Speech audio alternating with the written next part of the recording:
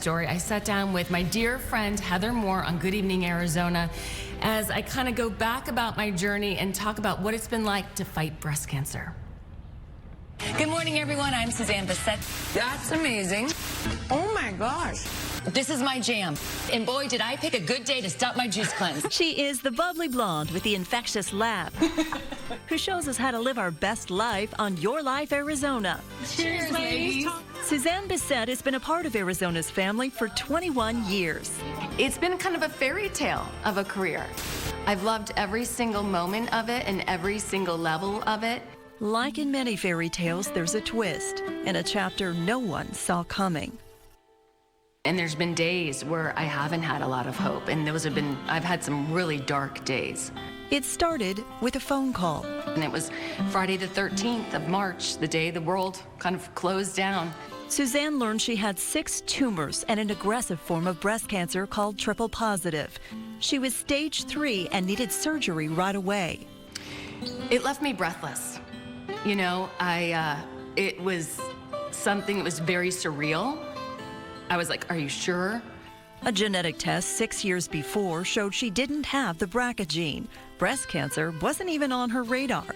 I was feeling great. I was doing hot yoga 3 times a week. I was exercising. I had never felt better. So to get a diagnosis like this, it really was just a punch in the gut. Thoughts of her family immediately took over. My girls.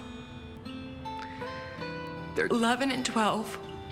And I can't imagine them growing up without a mom.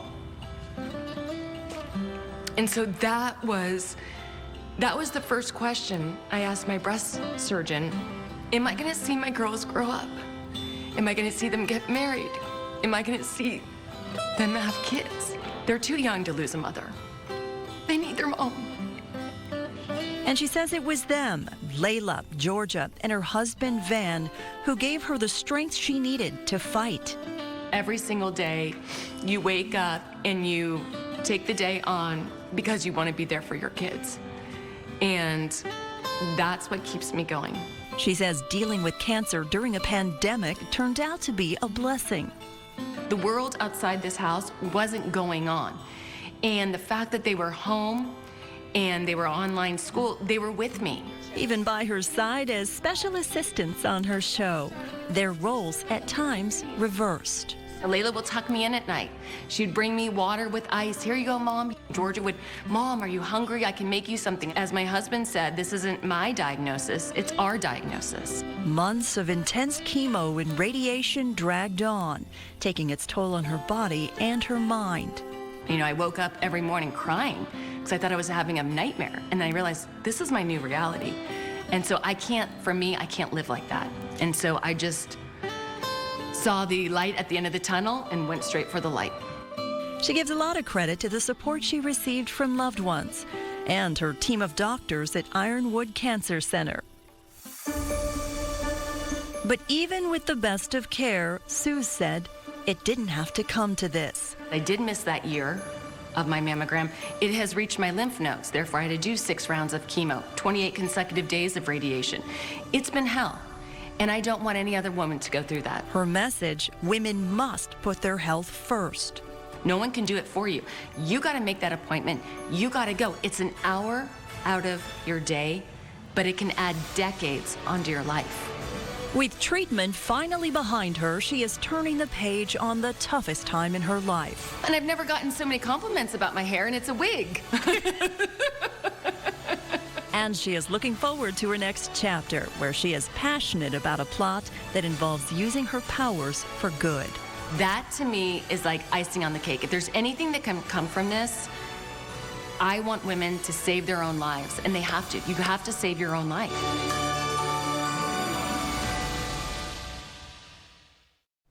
Some 2 million women around the world are affected by breast cancer each year.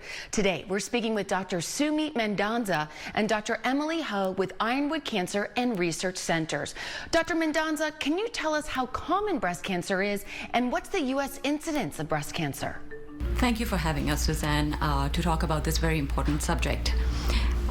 Why is it important to increase awareness of this particular malignancy?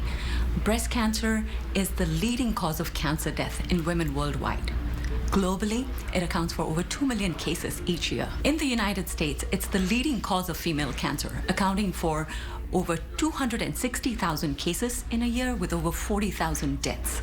Over the last few decades, there has been a decrease in the death rates associated with breast cancer. And that is because of increased awareness, increased screening, and treatment. Therapy helps to save lives when breast cancer is detected early. Dr. Ho, what are the screening guidelines and what's your advice to women, especially during this pandemic? Sure. So we still recommend screening, annual screening mammograms starting at age 40. So once a year is all you need. Especially this year, a lot of women have either opted themselves or have been asked to postpone their mammograms. Most of the imaging centers are now open with safety precautions in place. So we definitely encourage women to make sure that they schedule for their 2020 mammogram this year. We know that early detection saves lives, so it's really important. What happens if one has an abnormal mammogram or finds a breast mass on a self-exam? So with abnormal mammograms, of course, that always sounds really scary. What that usually means is just that that there was something new found on your imaging that wasn't seen last year, or it might be an area that they were following that looks a little bit different this year. Usually all it starts off with is additional mammogram views, usually magnification views. Sometimes you might be called in for ultrasound exams as well. And depending on what they see, certainly if it doesn't persist, then you'll be recommended to resume annual mammograms. And if it does look a little more suspicious, you might be either recommended to have a 6-month follow-up rather than waiting a full year, or they might even recommend a biopsy. As far as self-breast exams, we do recommend self-breast exams in between your annual mammograms. So once a month is all you need. Usually we recommend starting in the shower with a visual exam, and then you want to examine your breast both with light and deep touch, so you're getting all of the breast tissue.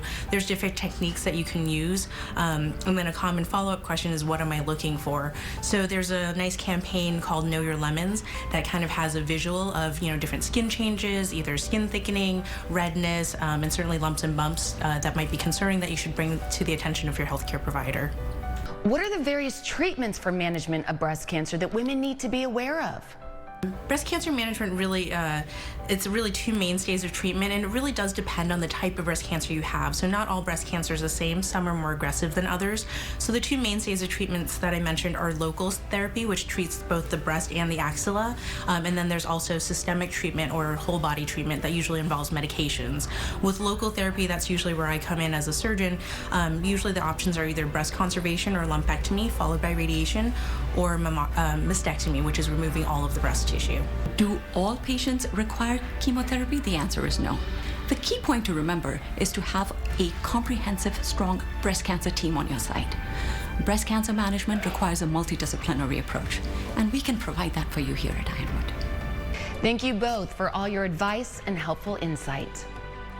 There are 10 Ironwood Cancer and Research Centers throughout the Valley. For more information, visit ironwoodcrc.com or call the number you see on your screen.